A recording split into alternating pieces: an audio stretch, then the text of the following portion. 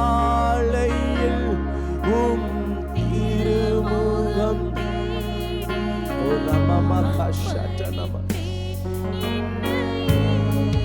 பயமில்லை, பயமில்லை. அவரை புத்திர சுவிகாரத்தின் அதிகாரத்தை கொடுத்திருக்கிறார். I don't belong to this world. I belong to my Lord Jesus. நன்றி, நன்றி. அதிகாலையில் தேவ சமூகத்தை தேடுகிற ஆத்துமா வாழ்ந்துரும். ஆத்துமா வாழ்ந்துட்டா மற்ற எல்லாமே வாழ்ந்துரும். காலத்தில் அவன் ஆயத்தமாகி காத்திருக்கிறான்.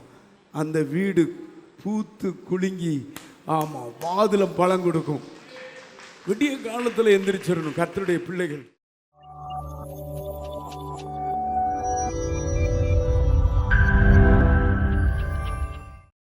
அதிகாலையில் உம் திருமுகம் தேடி அர்ப்பணித்து என்னையே ஆராதனை, ஆராதனை, துதி அப்பனே உமக்கு தந்தே. அதிகாலையில் உம் திருமுகம்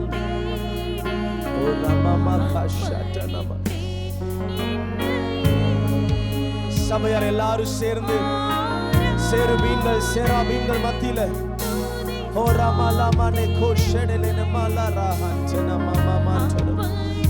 உமக்கு தந்தேன் ஆராதனை, ஆராதனை, ஆராதனை. Microphone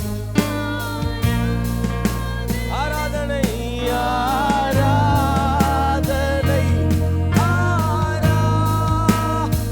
oh we love you, we worship you, Holy Spirit. பிதாவானவரே, தேவகுமாரனே,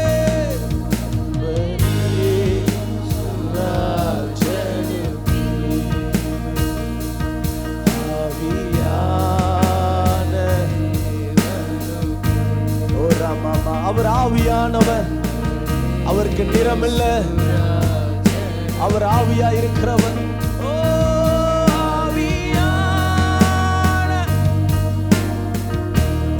இந்த நாளில், இந்த நாளில் ஒவ்வொரு இந்த வருஷத்தின் கடைசியில் I am surrendering myself, Holy Spirit.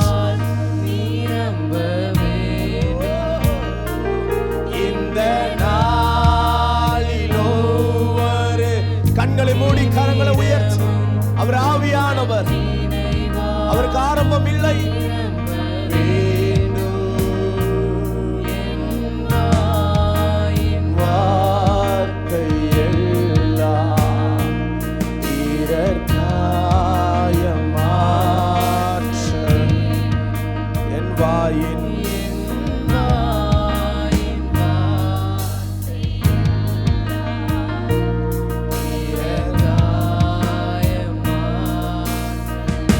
ஆராதனை, ஆராதனை,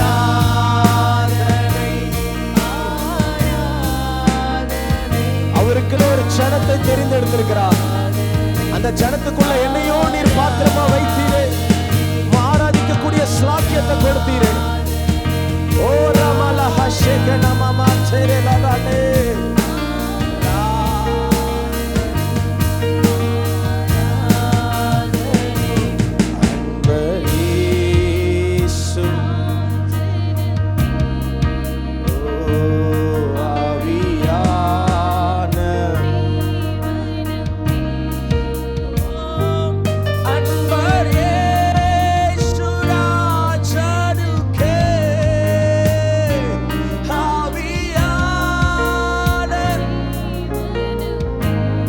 உந்தன் ஏக்கம், உந்தன் ஏக்க இருப்பமெல்லாம் என் இதயம் துடிப்பாக.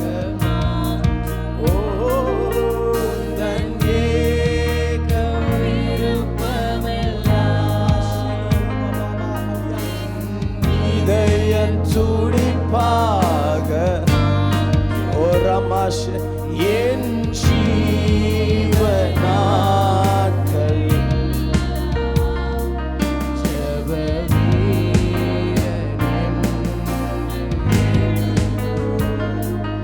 என் ஜீவ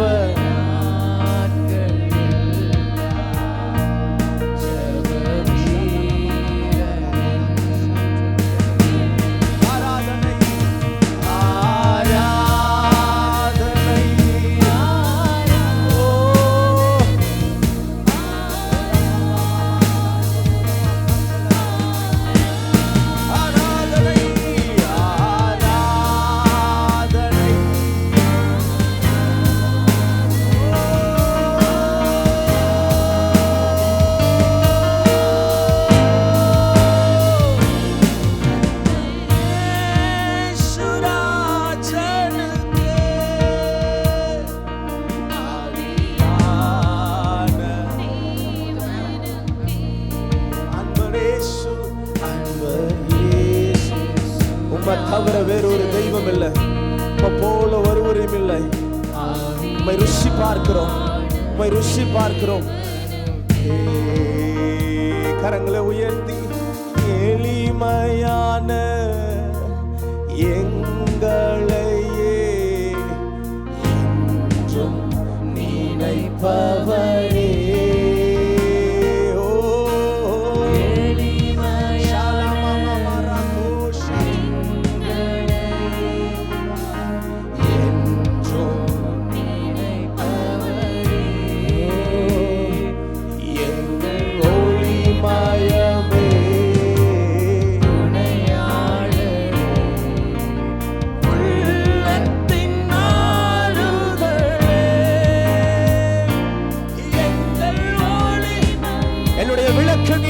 அஸ்திபாரம் நீர், என்னுடைய வேறு நீர், என்னுடைய பாதை நீர்.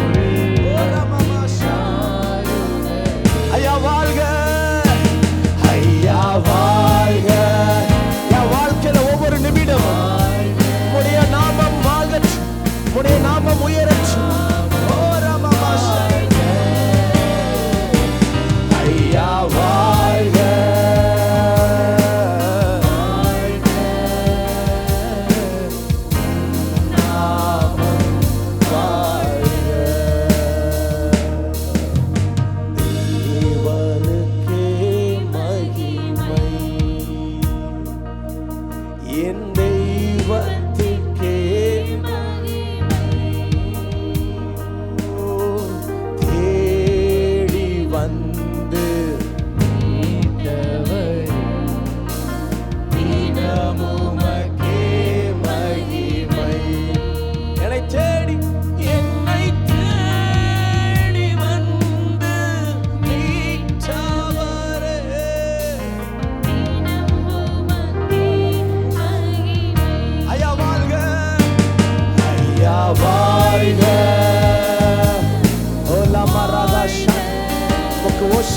சொல்லுகிறோம், நாமத்தை உயர்த்துகிறோம்.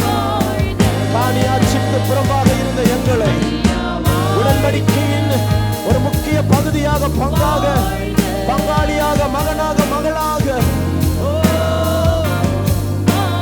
ஐயா வாழ்க, ஐயா வாழ்க.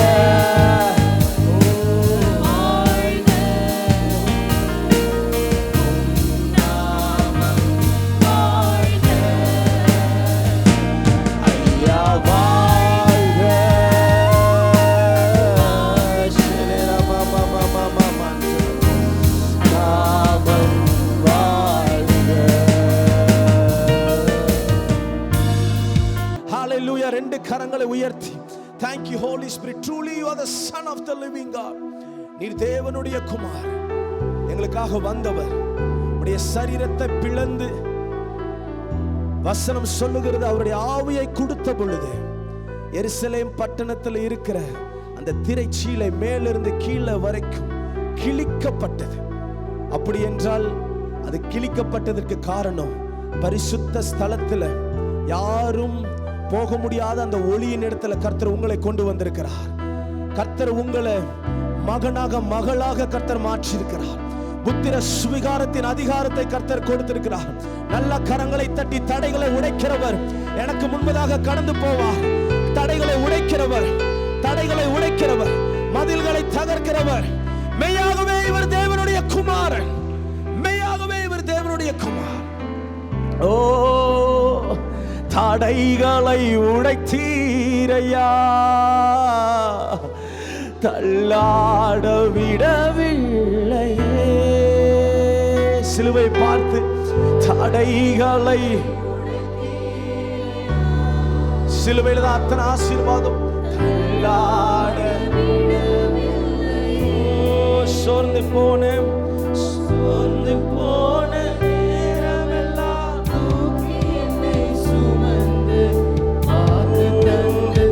மெய்யாகவே மெய்யாகவே தேவனுடைய குமாரன் என்னை சுமந்து வாக்கு தந்து தேற்றினீரே. மனசார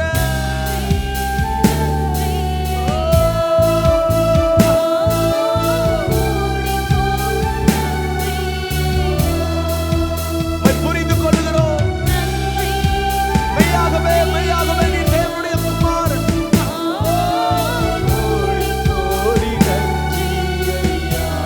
பலவீன நேரங்களில், பலவீன நேரங்களில்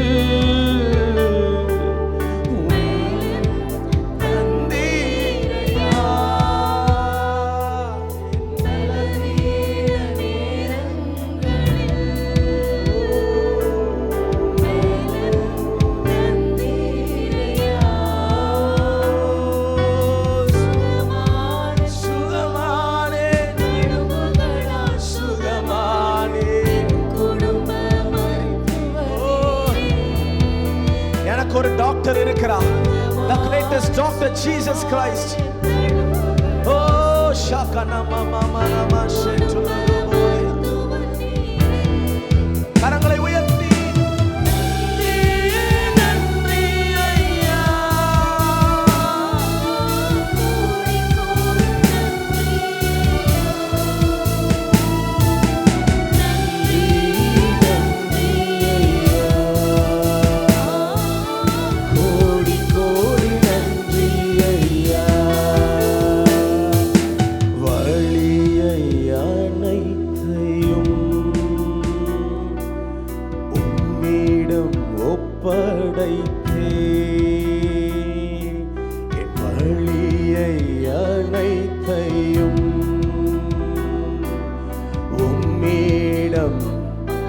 ரெண்டு கரங்களை உயர்த்தி என் சார்பில் செயலாற்றுகிறீ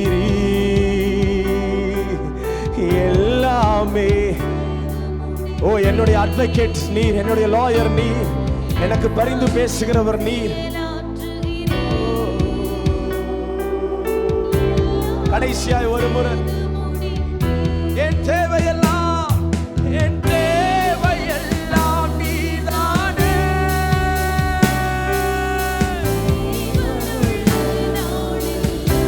ஓ, ஷலரமா கட்டரமா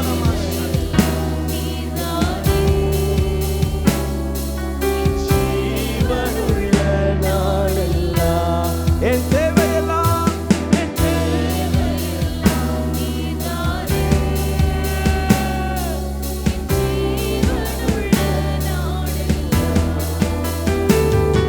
என் தேவையெல்லாம் ஜீவனுள்ள. ஹல்லேலூயா. கர்த்தருடைய நாமம் மகிமைப்படுவது. நல்ல கரங்களை தட்டி கர்த்தருடைய நாமம் மகிமைப்படட்டும், கர்த்தருடைய நாமம் உயர்த்தப்படட்டும். Thank you Jesus. ஹல்லேலூயா. சத்தமா ஒரு ஹல்லேலூயா சொல்லுங்க, உற்சாகமா ஒரு ஹல்லேலூயா சொல்லுங்க. ஹல்லேலூயா. பக்கத்தில் இருக்கிறவர்களை பார்த்து சொல்லுங்க, பார்க்கலாம். அவர்களோடு கூட இருப்பவர்களை பார்க்கலாம். உன்னோடு கூட இருப்பவர் பெரியவர். அவர் கைவிடாதவர், அவர் மறக்காதவர், அவர் மாற்றுகிறவர். ஹல்லேலூயா. ஆமென். அவர் மான்கால்களை நம்மளுக்கு கொடுத்திருக்கிறார். பக்கத்தில் ஒருத்தரை பார்த்து சொல்லுங்க, அவர் காண்டாமிருகத்திற்கு ஒத்த பலனை உங்களுக்கு கொடுத்திருக்கிறார். அதே போல மான் கால்களை உங்களுக்கு கர்த்தர் கொடுத்திருக்கிறார். ஹல்லேலூயா. மான் கால்களை தந்தீரையா, மதில்களை தாண்டிடுவேன். ஹல்லேலூயா, ஹல்லேலூயா. பக்கத்தில் இருக்க 2 பேரை பார்த்து சொல்லுங்க பார்க்கலாம். அவர் ஆவிக்குரிய மான் கால்களை உங்களுக்கு கொடுத்திருக்கிறார். காண்டாமிருகத்துக்கு பலனை கொடுத்திருக்கிறார். சிங்கத்தின் பலன் உங்களோடு கூட இருக்கிறது. ஹல்லேலூயா. மான் கால்களை தந்தீரையா. நல்லா எல்லாரும் சேர்ந்து இந்த சபை ஜனங்கள் சூப்பரா பாடுவீங்க. இந்த பாடல் எல்லாரும் சேர்ந்து இந்த பாடலை கடைசி வரைக்கும் ஆடி பாடி இந்த பாடலை பாட போகிறோம்.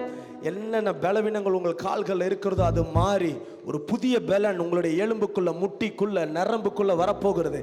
காரணம் மான் கால்களை பலனை கர்த்தர் கொடுக்கிறவர். ஹல்லேலூயா. 4 3 2 1.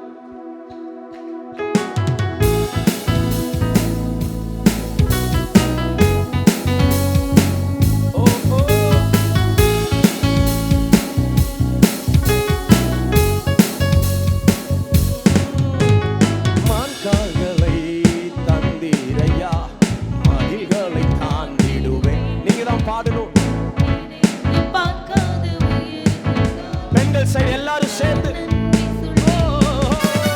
மான் கால்களை தந்தீரையா, மதில்களை தாண்டிடுவேன். நினைத்து பார்க்காத உயரத்திற்காய் நித்தமும் நன்றி சொல்வேன். கோயரெல்லாம் சேர்ந்து நன்றி நன்றி நன்றி.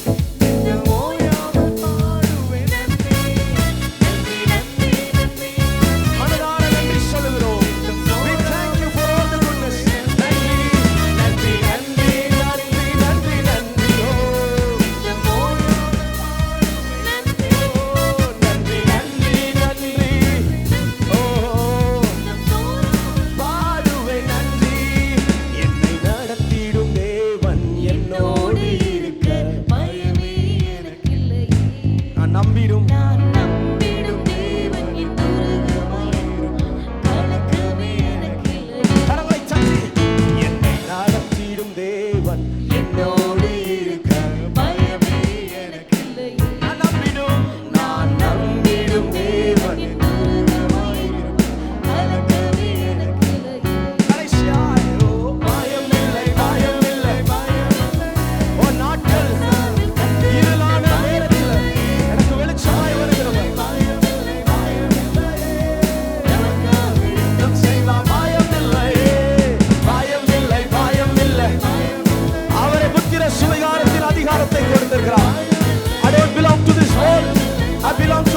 ஜீசஸ். ஓ சாமி கர்த்தர். நன்றி நன்றி நன்றி நன்றி நன்றி நன்றி நன்றி. ஓ சித்தம் ஓயாமல் ஓ உம்முடைய பிள்ளைகள் ஆடி பாடி ஆராதிக்கும் பொழுது நீர் அவர்களோடு கூட அசைவாடுவீர், உலாவுவீர். ஓ நன்றி நன்றி நன்றி. ஓ பாடுவேன் நன்றி நன்றி நன்றி நன்றி நன்றி நன்றி. ஓராமல் பாடுவேன் நன்றி. நல்ல கரங்களை தட்டி we thank you, we praise you, we adore you Holy Spirit. உமக்கு முழு மனதால் ஆவியில நன்றி சொல்லுகிறோம். என்னுடைய இருதயம் நன்றி சொல்லுகிறது. It's only by grace. எனக்கு குடும்பத்துக்கு நல்ல டாக்டராக, நல்ல பரிந்து பேசுகிறவராக உங்களுடைய இரத்தத்தினால் எங்களை மூடிக்கொண்டு இருப்பதற்காக நன்றி. மீதியான பாகத்தில் எங்களோடு கூட நீங்க பேசுங்க, வழி நடத்துங்க. நம்முடைய வார்த்தை பேசப்படட்டும், கர்த்தருடைய நாமம் மகிமைப்படட்டும். இயேசுவின் நாமத்தில் ஜெபிக்கிறோம் நல்ல பிதாவே, ஆமென்.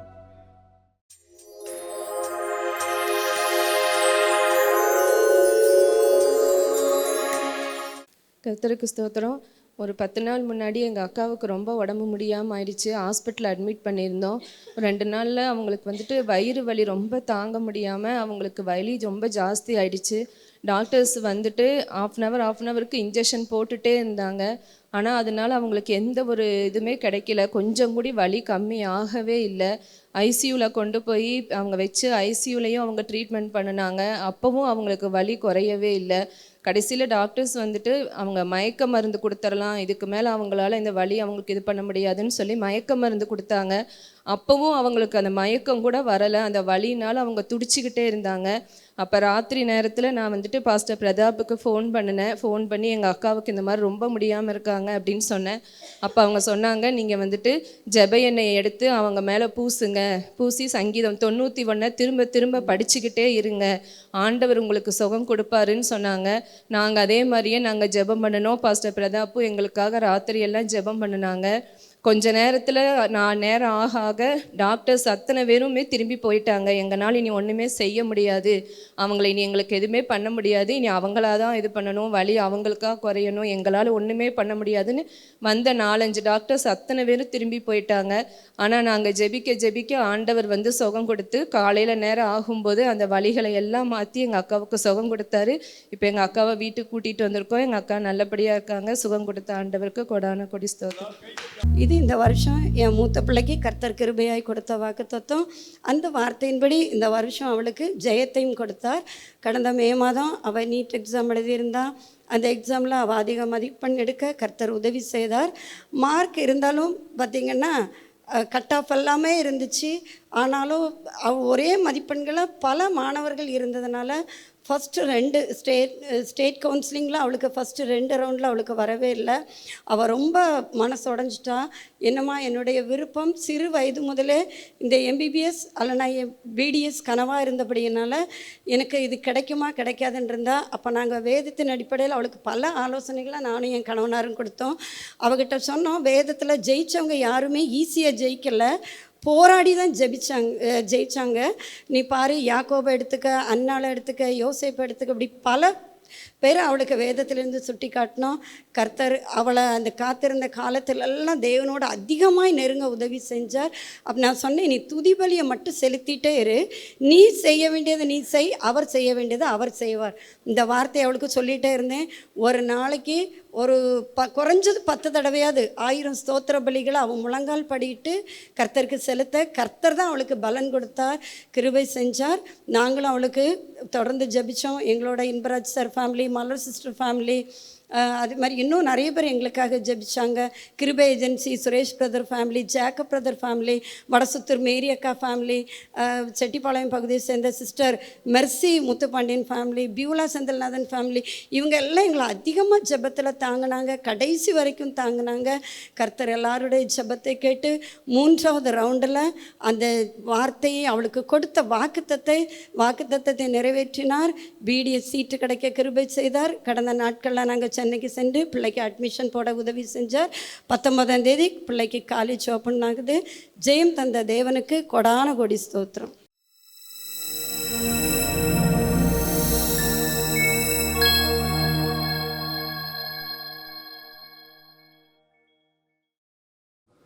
யோவான் 2வது வசனத்திலிருந்து 6வது வசனம் வரைக்கும் வாசிக்க கேட்போம். பிரியமானவனே, பிரியமானவனே, உன் ஆத்துமா வாழ்கிறது போல நீ எல்லாவற்றிலும் வாழ்ந்து சுகமாயிருக்கும்படி வேண்டுகிறேன். சகோதரர் வந்து நீ சத்தியத்திலே நடந்து கொள்ளுகிறாய் என்று, சகோதரர்கள் வந்து நீ சத்தியத்திலே நடந்து கொள்ளுகிறாள் என்று உன்னுடைய உண்மையை குறித்து சாட்சி கொடுத்த போது, உன்னுடைய நல்ல கவனிங்க, உண்மையை குறித்து சாட்சி கொடுத்த போது மிகவும் சந்தோஷப்பட்டேன். மிகவும் சந்தோஷப்பட்டேன். என் பிள்ளைகள் சத்தியத்திலே நடக்கிறார்கள் என்று, என் பிள்ளைகள் சத்தியத்திலே நடக்கிறார்கள் என்று நான் கேள்விப்படுகிற சந்தோஷத்திலும், நான் கேள்விப்படுகிற சந்தோஷத்திலும் அதிகமான சந்தோஷம் எனக்கு இல்லை. அதிகமான சந்தோஷம் எனக்கு இல்லை.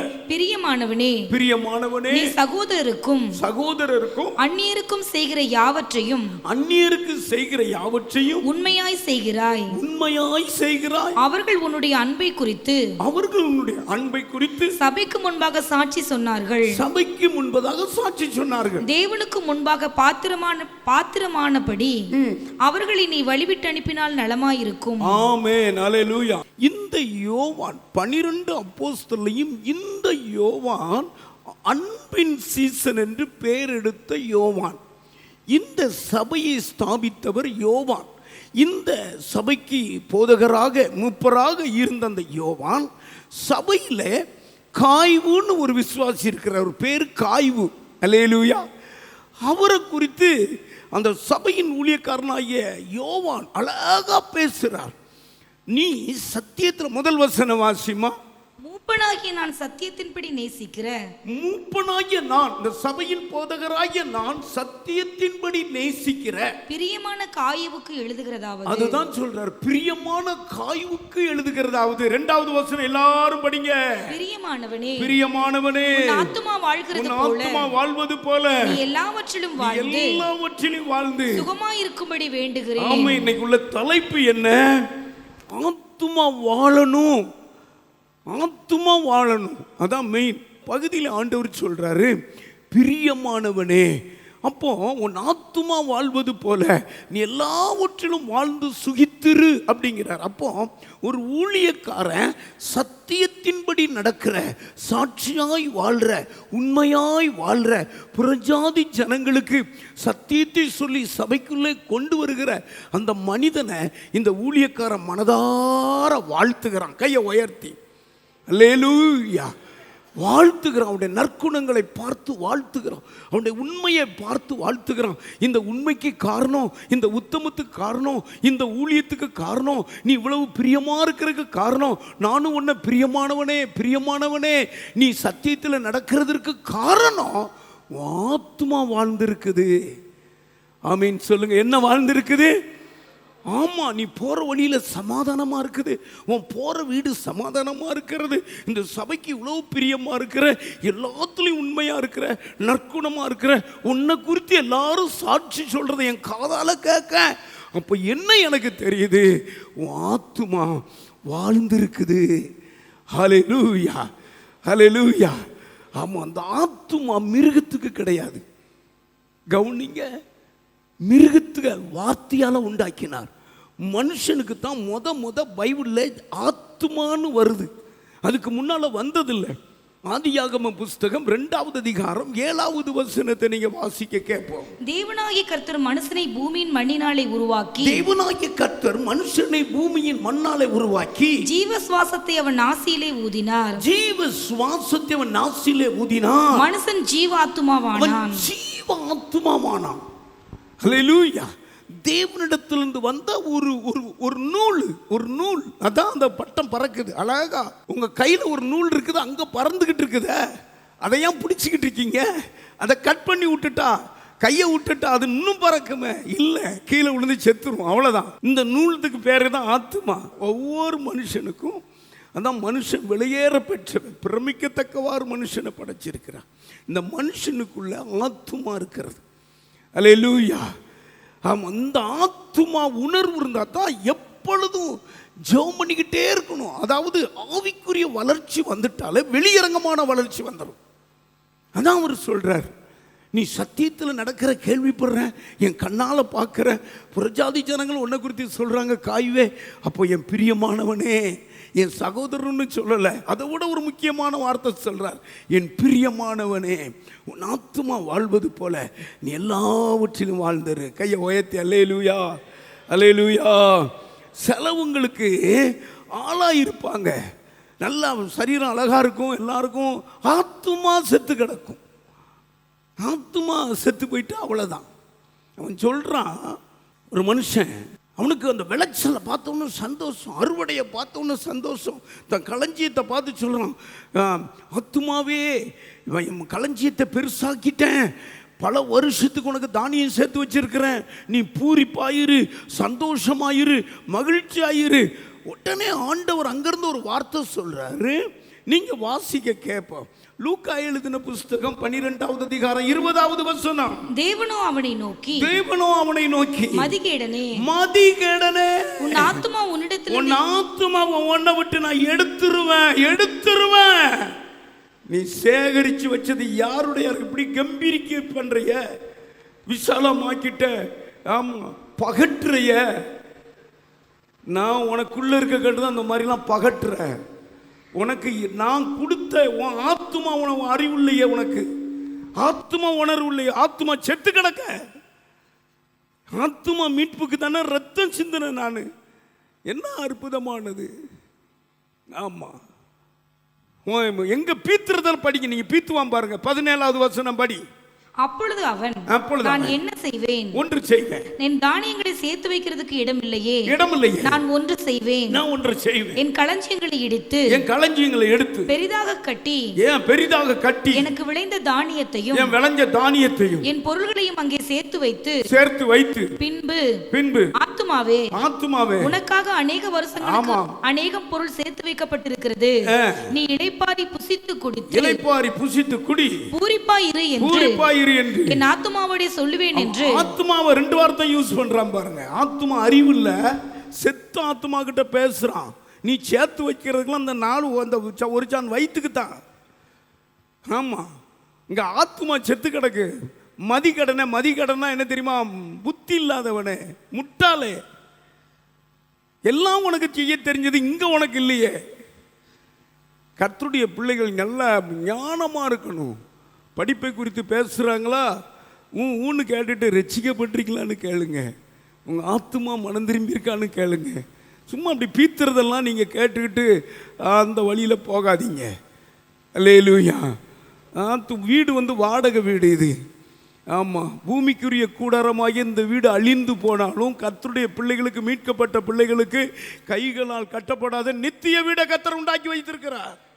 இன்னைக்கு செத்தாலும் என் ஆத்துமாவை ஆண்டவர் எடுத்தாலும் எனக்கு தெரியும், நேரம் நான் ஆண்டவர் சமூகத்துக்கு போயிடுவேன். அதான் எனக்கு ஆசை. ஏன்னா ஆத்துமா மீட்கப்பட்டிருக்கிறது. ஆத்துமா, பிரியமானவனே உன் ஆத்துமா வாழ்வது போல அது தேவனோடு வாழ்ந்து கொண்டிருக்கிறது, தேவனோடு சஞ்சரிச்சுக்கிட்டு இருக்கிறது. 10 விதத்தில் நான் உங்களுக்கு ஆத்துமாவை குறித்து நான் பேச முடியும். என்ன சொல்றான் அந்த ஊழியக்காரன்? தாமரிக்க முடியாத வாழ்த்துக்களை போடுறாரு. ஆகா, நீ சத்தியத்தில் வாழ்ந்த, நீ உண்மையாக வாழ்ந்த, உன்னை குறித்து புறச்சாதி ஜனங்கள் சொல்கிறாங்க, காய்வே உன் உண்மையை குறித்து பேசுகிறாங்க, உன் உண்மையை குறித்து சபை வளருது. இதுக்கெல்லாம் காரணம் உனக்குள்ள இருக்கிற ஆத்துமா வளர்ந்துருக்குது. ஆகையினால நீ எல்லாவற்றிலும் வாழ்ந்திருப்ப. கையை உயர்த்தி வாழ்த்துங்க பிள்ளைகளை. தேவனுடைய மகனை நீ வாழ்த்தணும். உங்க வாயில் இருந்து தயவு செய்து அபிஷேகம் பண்ணப்பட்டவங்க வாயிலிருந்து சாபம் வரக்கூடாது, வரவே கூடாது. வாழ்த்த பழகணும். நம்முடைய ஆண்டவர் அதுபடி நமக்கு சொல்லி கொடுத்திருக்கிறாரு. வாழ்த்தணும். நீங்க யாரை வாழ்த்துறீங்களோ அவங்க வாழ்ந்திருப்பாங்க. நீங்க யாரை ஆசீர்வதிக்கீங்களோ அவங்க ஆசீர்வாதமா இருப்பாங்க. பகைஞனை கூட நீங்க சபிக்காதீங்க, தயவு செய்து வாழ்த்த பழகுங்க. 10 விதத்தில் ஆத்துமா வளர்ந்துட்டா எல்லாம் ஆட்டோமேட்டிக்காக வந்துடும். நீங்கள் அதை தேடி இதை தேடி போக வேண்டிய தேவையில்லை. ஆமாம், ஆத்துமா வளர்ந்துட்டா உங்கள் உண்மை ஜீவியம் கண்ணாடி மாதிரி காட்ட ஆரம்பிச்சிடும். 10 காரியத்தை சொல்கிறேன். ஆத்துமா வளர்றதுக்கு ஜப வாழ்க்கை, ஜபத்தில் தான் ஆத்துமா வளரும். ஜபம் பண்ண தேவன் உங்களோடு கூட இருந்து தம்முடைய வல்லமை அப்படியே உங்களுக்கு சொல்லி கொடுத்துக்கிட்டே இருப்பார். ஆமேன்னு சொல்லுங்க. ரெண்டாவது வேதத்தை நல்லா வாசிக்கணும். வசனம் இருதயத்துக்குள்ள இருக்கணும். இந்த வசனம் தேவனுடைய வார்த்தை. இதில் மனுஷன் பிழைப்பான், அப்போ அவன் வாழ்ந்துருவான். மூணாவது பரிசுத்தமாய் வாழ பழகணும். அதாவது அசுத்த வாழ்க்கைக்கு, ஆமாம், உங்கள் விசுவாசி வந்தாங்க, இப்படி அவருடைய ரெட்ட நாக்கு இருந்தது அவங்களுக்கு, அப்படி இருக்கவே கூடாது. எதை பேசுகிறோமோ அதை செய்யலை. பரிசுத்தம் ரொம்ப முக்கியம். ஆமேன்.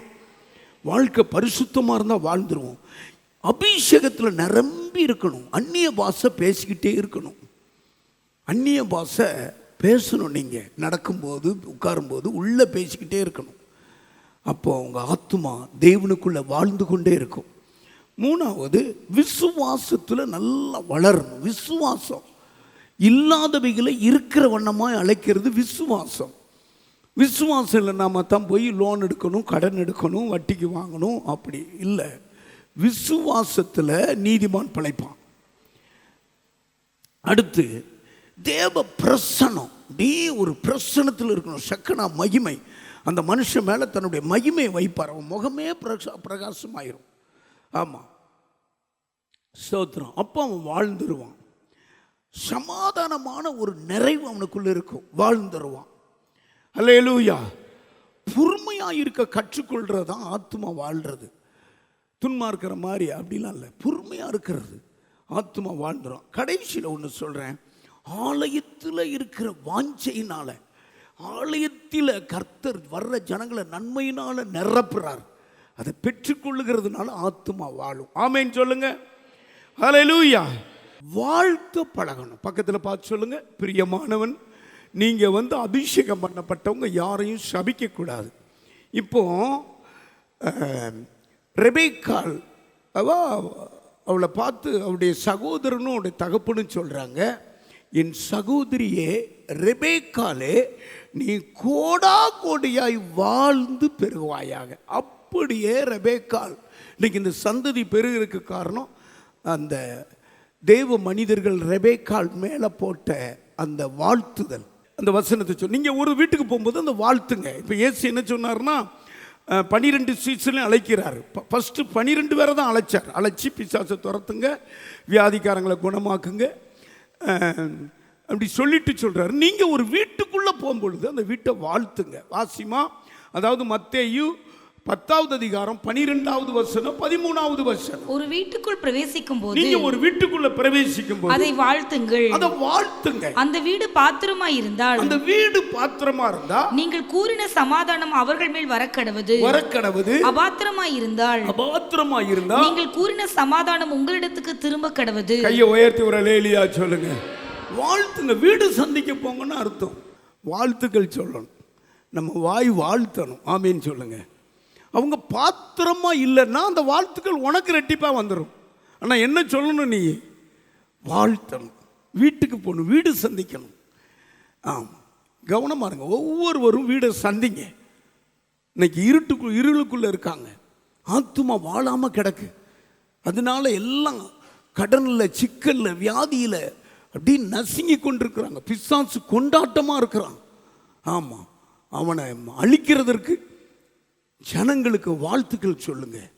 கையை உயர்த்தி இயேசுவை பற்றி சொல்லுங்க. அதான் நல்ல வாழ்த்துக்கள். ஆத்மா வாழ்றதற்கு 3 காரியத்தை நான் எடுத்து வச்சிருக்கிறேன். ஃபஸ்ட்டு, அதிகாலையில் தேவ சமூகத்தை தேடுகிற ஆத்மா வாழ்ந்துரும். ஆத்மா வாழ்ந்துட்டா மற்ற எல்லாமே வாழ்ந்துரும். 63ஆம் சங்கீதம் 1 வசனத்தை வாசிக்க கேட்போம். தேவனே, தேவனே, நீர் என்னுடைய தேவன், என்னுடைய தேவன், அதிகாலமே உம்மை தேடுகிறேன். தாவீது சங்கீதம். தாவீது பாருங்க, சத்துருக்களுக்கு மத்தியில் ஒரு ராஜாவானார். காரணம் என்னன்னா, தாவீதினுடைய ஆத்துமா தேவன் மேல வாஞ்சையா இருந்தது. கீழே வாசித்துமா, விடாய்த்ததுமான தண்ணீர் அற்றதுமான நிலத்திலே என் ஆத்துமா உம்மேல் தாகமா இருக்கிறது. ஹல்லேலூயா. வறண்டதும் விடாய்த்ததும் தண்ணீரற்றதும், அது இந்த உலகத்தை சொல்றார். உலகம் தாகம் தீர்க்க, என்னதான் திருப்தி இல்லாத உலகம் இந்த உலகம், அவன் திருப்தியா அடைய மாட்டான். ஆனாலும் என் ஆத்துமா உங்க மேல தாகமா இருக்கு. அதிகாலையில் தேவ சமூகத்தை தேடுறையா. அவனுக்கு விரோதமாக வந்த கொம்பு, கத்தி, பட்டயம், கோழியத்தை எல்லாத்தையும் கர்த்தர் நொறுக்கி போட்டார். கையை உயர்த்தி, கையை உயர்த்தி ஒரு அலையிலியாச்சு. அதிகாலையில் தேடுங்க மகனே. அதிகாலையில் கர்த்தர் சமூகத்தில் ஒரு குடும்ப தலைவர், ஆமாம், சூரியன் உதிக்கிறதுக்குள்ளே எந்திரிச்சு அப்படியே கத கத கத கத கத கதன்னு ஸ்தோத்திரம் பண்ணணும். அதிகாலையில் தேடணும். ஆசீர்வதிங்கப்பா, எனக்கு ஞானம் தாங்கப்பா, என் வீட்டை கட்டுங்கப்பா, என் வாய் விட்டு சொல்லணும். நம்ம களிமண், நமக்கு உள்ள ஆத்துமா இருக்குது. ஆத்துமா கொடுத்தவர் உத்தரவாதத்தோடு இருக்கிறார். ஹல்லேலூயா. நம்ம ஆத்துமா விழிப்பா இருக்கா? அந்த ஆத்துமா பேசுதா? இல்லை போர்வையை போட்டு தூங்குதா? இழுத்து மூடுதா? இழுத்து மூடுனா ஆமாம், இன்னும் கொஞ்சம் தூங்கட்டும், இன்னும் கொஞ்சம் கை முடக்கி கொண்டு நித்திரை செய்யட்டும் என்பாயானால் தருத்திரம் வழிப்போக்கனை போல வரும், வறுமை ஆயுதம் அணிந்தவனை போல வரும். அதை விட பரிதபிக்கப்பட்டவனும் கிடையாது.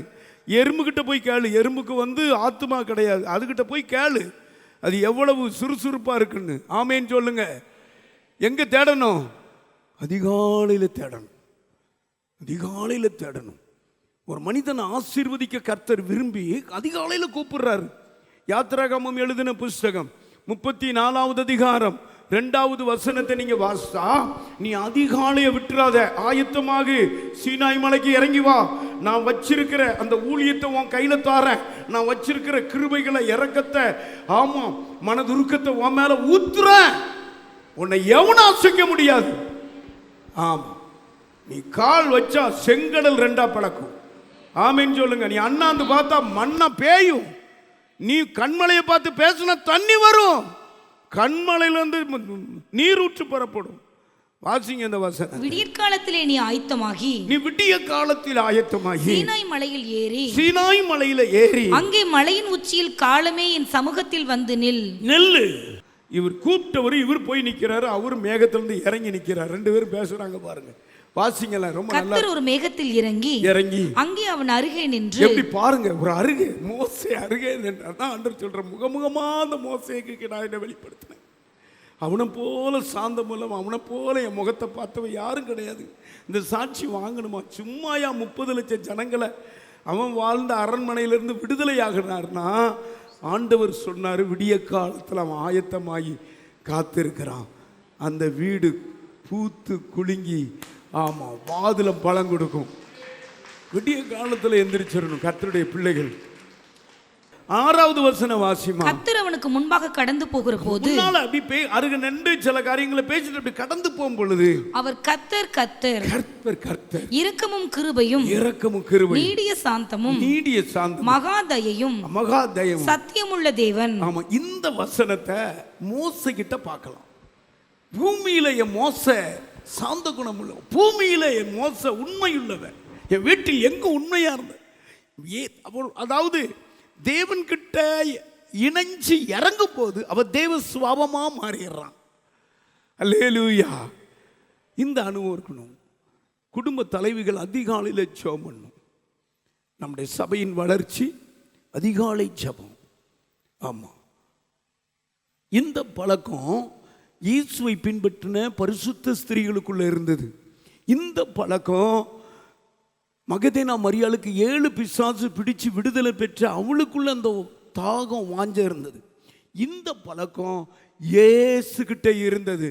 மார்க் எழுதின புஸ்தகம் 1வது அதிகாரம் 35வது வசனத்தை நீங்க வாசித்தா, நம்முடைய தெய்வம் இயேசு அதிகாலையில ஜெபிக்கிற பழக்கம் உடையவர். வாசிங்க. அவர் அதிகாலையில் இருட்டோடு எழுந்து இயேசு கிறிஸ்து, அவர்ங்கிற வசனத்துல இயேசு கிறிஸ்துன்னு வாசிமா.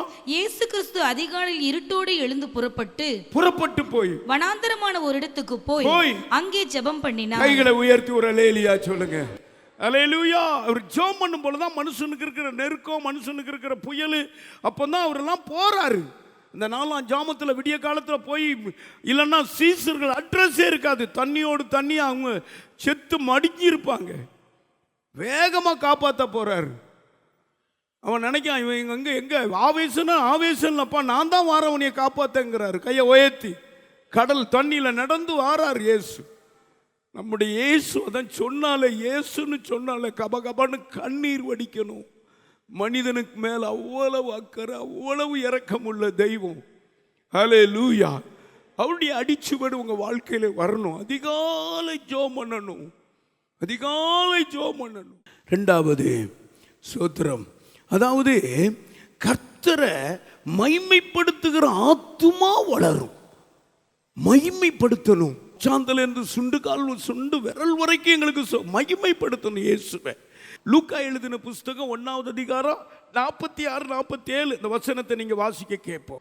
அப்பொழுது மரியாள் என் ஆத்துமா கர்த்தரை மகிமைப்படுத்துகிறது, என் ஆத்துமா கர்த்தரை மகிமைப்படுத்துகிறது, என் ஆவி என் இரட்சகராகிய தேவனில் களி கூறுகிறது, என் ஆவி என் இரட்சகராகிய தேவனை களி கூறுகிறது. பாருங்க எப்படி சொல்றா மரியாள்.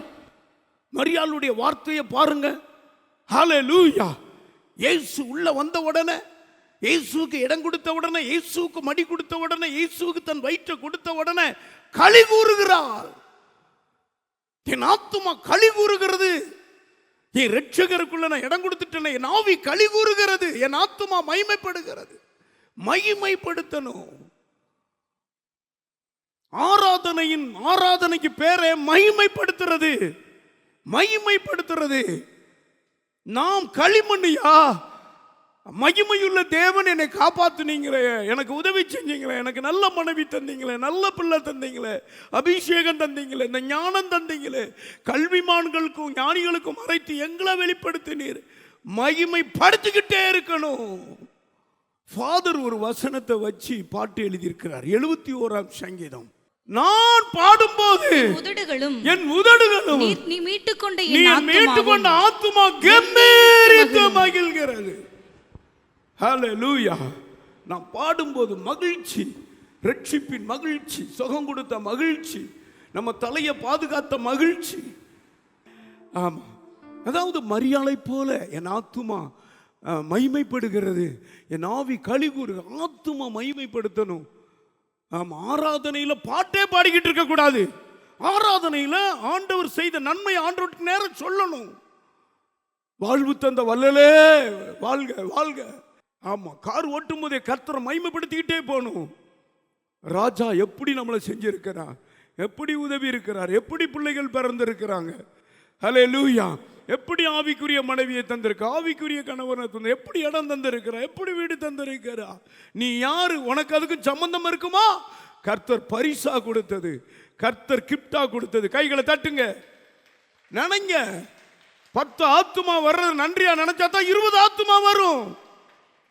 20 ஆத்துமாவுக்கு ஸ்தோத்திரம் தோத்திரம் சொன்னா தான் 1000 ஆத்துமா வரும். மகிமைப்படுத்தணும். ஆத்துமா மகிமைப்படுத்திக்கிட்டே இருக்கணும். ஒரு நாளும் முறுமுறுக்க கூடாது. இன்னைக்கு இப்படித்தான் தெரியும் வெறுமையா, நாளைக்கு எல்லாம் நிரம்பி வழியும். வெறுமையில் கர்த்தரை துதிக்கணும், இல்லாத போது கர்த்தரை துதிக்கணும். ஆமா, ஆண்டவரை ஒரு நாள் நிந்திச்சிடக்கூடாது. நம்முடைய வாய் ஆண்டவரை துதிக்கிறத தவிர, மகிமைப்படுத்துறத தவிர ஒரு நிந்தையான வார்த்தை பேசிடக்கூடாது. 3வது ஒன்று சொல்றேன். கர்த்தர் செய்தத, கர்த்தர் ஆத்துமாவுக்கு செய்தத நீங்க சாட்சியாய் அறிவிக்கணும்.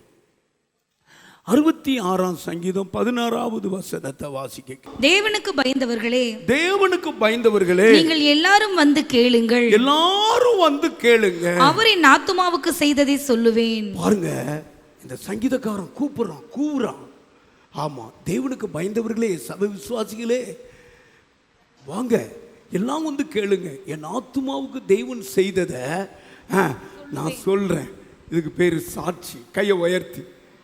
ஆமா, எல்லாரும் சேர்ந்து வாசிங்க. பயந்தவர்களே, தேவனுக்கு பயந்தவர்களே, நீங்கள் எல்லாரும் வந்து கேளுங்கள், வந்து கேளுங்க, அவரின் ஆத்துமாவுக்கு செய்ததை அவரின் ஆத்துமாவுக்கு செய்ததை சொல்லுவேன். வாங்க சொல்லுவேன். ஆமா, அதுக்கு பேர் தான் சாட்சி. அவர் என் ஆத்மாவுக்கு செய்தது நான் சாட்சியா சொல்லுவேன். இப்போ ஊர்ல ஒதுக்கப்பட்டு சமாரியா ஸ்திரீ இருக்கா. இப்ப இயேசு அவளை சந்தித்து, ஆமா, அவர் சொன்னார் பார்த்தீங்களா, நீ கொடுக்கிற தண்ணி தாகம் எடுக்கும், நான் கொடுக்கிற தண்ணி உனக்கு என்றென்றைக்கும் தாகம் எடுக்காதபடி ஜீவ ஊற்றா இருக்கும். இதை கேட்ட உடனே ஊருக்குள்ள ஓடி எனக்கு சொன்னதெல்லாம் ஒருவர் சொல்றாரு, எனக்கு நடந்ததெல்லாம் சொல்றாரு, வந்து பாருங்க. சமாரியா பட்டணமே கர்த்தருக்குள்ள வந்துட்டு அவர் எனக்கு செய்ததை வாசிமா. யோவான் 4:39. நான் செய்த எல்லாவற்றையும் எனக்கு சொன்னார் என்று சாட்சி சொன்ன அந்த ஸ்திரீயினுடைய வார்த்தையின் நிமித்தம் அந்த ஊரில் உள்ள சமரியரில் அநேகர் அவர் மேல் விசுவாசமானார்கள். சாட்சி சொல்லணும். சாட்சி ஆத்துமாவுக்கு செய்ததை சொல்லணும். எங்க ஆத்துமா பாருங்க, ஒரு நிமிஷம் இப்படி ஒரு பாவத்தில் இருந்தேன், அதான் சொல்லிட்டார, நீ உனக்கு 5 புருஷர்கள் இருந்தாங்க, அதனுடைய விளக்கத்தை நான் விவரிக்க முடியல. ஆனா அவ சிம்பிளா சொல்லிட்டா. எனக்கு செய்ததெல்லாம் ஒருவர் சொல்றார், வந்து பாருங்க, சமாரியார் யூதரை பார்க்க மாட்டாங்க, யூதர் அவ்வளவு உயர்ந்தவங்க. அல்லேலூயா. அப்படி பார்த்த உடனே தான் சொல்றான், நீர் எங்களுக்கு தெரியும் நீர் ஒரு சமாரியன்னு சொல்றான். வேதபாரகர் பரிசேயர்லாம் அவங்களோடு ஒப்பிடுறாரு. ஆமா, அவ ஊரையே கர்த்தருக்குள்ள கொண்டு வந்துட்டா. கையை உயர்த்தி. சாட்சி ரொம்ப முக்கியம். நீங்க சாட்சி சொல்லணும். அல்லேலூயா. பேதுருக்கு என்ன தெரியும்? ஒன்றும் தெரியாது. பரிசுத்தாவியை பெற்ற உடனே அவன் கை நீட்டி சொல்றான், இந்த இயேசு உயிரோடு இருக்கிறதுக்கு நான் சாட்சியா? நான் சாட்சி. நான் தோத்து போனவன், நான் படிக்காதவன், நான் மீன் பிடிச்சிக்கிட்டு இருந்தவன், நான் பயந்தாங்காளி, பொம்பளை கிட்ட போய் நான் இயேசுநாதர் யாருன்னு மறுதளிச்ச பாவி. ஆனால் இப்போ இவங்க வந்து ஆமாம் மதுபானத்தில் இவங்க பேசலை. எந்த இயேசுவை சிலுவையில் அறைந்தீர்களோ அந்த வசன வாசிமா அப்போஸ்தலர் 2வது அதிகாரம் 32வது வசனத்தையும் 23வது வசனத்தையும், இந்த இயேசுவை தேவன் எழுப்பினார், இந்த இயேசுவை தேவன் எழுப்பினார், இதற்கு நாங்கள் எல்லாரும் சாட்சிகளாக இருக்கிறோம். சாட்சி. இயேசு உயிரோடு இருக்கிறதற்கு நான் மாயா சாட்சி. என்ன நீ பார்த்திருக்கல, நான் எப்படி ஆளு தெரியுமில்ல, நான் மறுதளிச்சவன், சத்தியம் பண்ணவன், சபிச்சவன். ஆனா மேல் வீட்டு அறையில் இருக்கும்போது ஹோலி ஸ்பிரிட் என்னை நிரப்பிட்டாரு. இவங்க ஆமா மதுபானத்தில் நிறைஞ்சு பேசல, பரிசுத்த ஆவியானவர் இவங்க மேல ஊற்றப்பட்டிருக்கிறாரு, பலம் அடைஞ்சிருக்கிறாங்க. எருசலேம், சமாரியா, யூதேயா, பூமியின் கடைசி வரை இவங்க சாட்சியா தான் இருப்பாங்க. பரிசுத்த ஆவியை பெற்றவங்க. 23வது வசனம் வாசிங்க. அப்படி இருந்தும் தேவன் நிர்ணயித்திருந்த ஆலோசனையின்படியேயும் அவருடைய முன்னறிவிப்பின்படியேயும் ஒப்புக் கொடுக்கப்பட்ட அந்த இயேசுவை நீங்கள் பிடிச்சீங்க. அக்கிரமக்காரருடைய கையினாலே பரிசுத்தமுள்ள தெய்வத்தை ஒப்பு கொடுத்தீங்க. சிலுவையில் ஆணியடித்து கொலை செய்தீர்கள். ஆனாலும் அவர் 3வது நாள்ல எழும்பினார். அதற்கு நான் சாட்சி. எல்லாரும் எந்திரிச்சு நல்லுங்க, சாட்சி சொல்லணும். இயேசு உயிரோடு இருக்கிறத உங்கள்கிட்ட தான் பார்க்கணும். புறஜாதி ஜனங்க, ஆமா, உங்களுக்காக சிலுவையில் அறையப்பட்டார். எவ்வளவு அருமையா இருக்கிறது. பைபிள் படிக்கும்போது பேனா வச்சு படிங்க, நீங்க சூப்பரா இருக்கும். இந்த பேதுரு சொல்றாரு, இயேசு உயிரோடு இருக்கிறதுக்கு நான் சாட்சிங்கிறார். அல்லேலூயா, அல்லேலூயா. நிறைய மகதேனா மரியாளும் போய் சொல்றா சீசர்கள்ட்ட, இயேசு உயிரோடு இருக்கிறதுக்கு நான் ஒரு சாட்சி. அதுல என்ன எழுதியிருக்குன்னா, சிலுவையில் அறைந்தீங்களே, இயேசுவை சிலுவையில் அறைந்தீங்களே, அந்த சிலுவை காட்சியை பாருங்க. உங்க ஆத்துமா நிரப்பப்படும், உங்க ஆத்துமா வாழ்ந்துடும். அதுல தான் வெற்றி. அந்த ரத்தம் உங்க ஆத்துமா மேல தெளிக்கட்டும், உங்க ஆத்துமா வாழட்டும். நான் சொன்னது போல அதிகாலையில் தேவ சமூகத்தில் தேடுகிற ஆத்துமா வாழும். கர்த்தரை மைமைப்படுத்துகிற ஆத்துமா வாழும். தேவன் செய்த சாட்சிய, தேவன் செய்த காரியங்களை, நன்மைகளை சாட்சியாய் சொல்ற ஆத்துமா வாழும். இயேசு உயிரோடு இருக்கிறார்னு ஊருக்கெல்லாம் சொல்லுங்க. ஒவ்வொரு வீட்டையும் போய் வாழ்த்துங்க. ஆமாம், அந்த சிலுவை ரத்தம் உங்களை அதாவது பாதுகாத்து கொண்டிருக்கிறதுக்கு, மீட்டிருக்கிறது. தலையில் கை வைத்து ஜெபம் பண்ணுங்க. நீங்கள் வாங்கின என்ன இயேசுவின் ரத்தம். ஹல்லேலூயா. ராபாலா கராபா சீகாராபா காபா. ஆமே. இப்பொழுது அந்த கல்வாரி காட்சியை பாருங்க, இந்த கல்வாரி காட்சியை பாருங்க. அந்த உண்மையுள்ள, அந்த பாவமறியாத அந்த தெய்வம் அவர் சொல்றாரு, உங்களால இயேசு சிலுவையில் அறையப்பட்டாரே. சொல்லுங்க, சொல்லுங்க, பாவத்தை ஒத்துக்கொண்டு சொல்லுங்க, என்னால தான் இயேசு சிலுவையில் அறையப்பட்டார். நான் செய்த பாவத்தினால தான் சிலுவையில் அறையப்பட்டார், அக்கிரமத்தினால தான் சிலுவையில் அறையப்பட்டார். கையை உயர்த்தி சொல்லுங்க. இப்பொழுது கையை தட்டுங்க. அவருடைய இரத்தம் உங்க மேல தெளிக்கப்படுகிறது, அவருடைய வல்லமை உங்க மேல தெளிக்கப்படுகிறது. அவர் செய்த மகிமையை சொல்லுங்க. ஊரெல்லாம் உங்க ஆத்துமா மகிமைப்படுத்தட்டும். என் ஆத்துமாவுக்கு செய்ததை வந்து பாருங்க, சாட்சியாய் அறிவிங்க. கர்த்தருடைய வல்லமை இறங்குறது, கர்த்தருடைய பிரசன்னம் இறங்குறது. அன்பார்ந்தவர்களே, ஒவ்வொரு ஞாயிற்றுக்கிழமையும் ஏராளமான ஜனங்கள் நமது ஆலயத்திற்கு வந்து விடுதலை, சுகம், ஆசிர்வாதம் மற்றும் சமாதானம் பெற்று செல்கின்றனர். நமது சபையின் ஆராதனை நேரங்கள்: ஒவ்வொரு ஞாயிற்றுக்கிழமை தோறும் முதலாம் ஆராதனை அதிகாலை 5 மணிக்கும், 2ஆம் ஆராதனை காலை 7 மணிக்கும், 3ஆம் ஆராதனை காலை 9 மணிக்கும், 4ஆம் ஆராதனை மாலை 6:30 மணிக்கும் நடைபெறும். முதல் 3 ஆராதனைகளையும் நீங்கள் நேரடியாக சபையின் யூடியூப் வலைதளத்தில் உள்ள IPHH கிணத்துக்கடவு சேனலில் உலகத்தின் அனைத்து பகுதிகளிலும் இருந்து பார்த்து பயனடையலாம். சிறுவர்களுக்கான ஓய்வு நாள் பள்ளி முதலாம் ஆராதனையில் காலை 6 மணிக்கும், இரண்டாம் ஆராதனையில் காலை 8 மணிக்கும், மூன்றாம் ஆராதனையில் காலை 10 மணிக்கும் நடைபெறும். வாலிபர் கூடுகை ஒவ்வொரு மாதமும் முதல் ஞாயிற்றுக்கிழமை அன்று காலை 9 மணிக்கு வாலிபர்களுக்கான விசேஷித்த கூடுகை நடைபெறும். எண்ணெய் பூசி சுகமளிக்கும் வாக்குத்தத்த ஆராதனை ஒவ்வொரு மாதத்தின் 1ஆம் தேதி அதிகாலை 5 மணிக்கும் காலை 10 மணிக்கும் நடைபெறும். கட்டுகளை அவிழ்க்கும் உபவாச ஜெபம் ஒவ்வொரு மாதமும் 3ஆம் வெள்ளிக்கிழமை காலை 10 மணிக்கு நடைபெறும். இதில் ஒவ்வொருவருக்காக தனிப்பட்ட முறையில் பிரார்த்தனை ஏறெடுக்கப்படும். விடுதலை உபவாச ஜெபம் ஒவ்வொரு மாதமும் கடைசி சனிக்கிழமை அன்று காலை 10 மணிக்கு நம் தேசத்திற்காக பாரத்தோடு ஜெபங்கள் ஏறெடுக்கப்படும். ஒவ்வொரு வியாழக்கிழமை தோறும் ஆண்களுக்கான ஜெப கூடுகை புதிய ஆலயத்திலும், பெண்களுக்கான ஜெப கூடுகை பழைய ஆலயத்திலும் மாலை 7 மணிக்கு நடைபெறும். ஒவ்வொரு புதன்கிழமை அன்றும் வாலிப சகோதரர்களுக்கான ஜெப கூடுகை மாலை 7 மணிக்கு நடைபெறும். ஒவ்வொரு ஞாயிற்றுக்கிழமை அன்று வாலிப சகோதரிகளுக்கான ஜெப கூடுகை மாலை 5 மணிக்கு ஜூம் மீட்டிங்கில் நடைபெறும். நமது சபையில் தினமும் காலை 10 மணி முதல் 2 மணி வரை சபைக்காகவும் தேசத்திற்காகவும் ஜெபங்கள் ஏறெடுக்கப்படும். இக்கூட்டங்களில் கலந்து கொண்டு தேவ ஆசீர்வாதம் பெற யாவரையும் அன்புடன் அழைக்கிறோம். எங்களது முகவரி IPA ஜெப ஆலயம், சர்வம் தியேட்டர் பின்புறம், பொள்ளாச்சி மெயின் ரோட், கிணத்துக்கடவு 642109. ஜெப உதவிக்கு 9443435618 9488873284.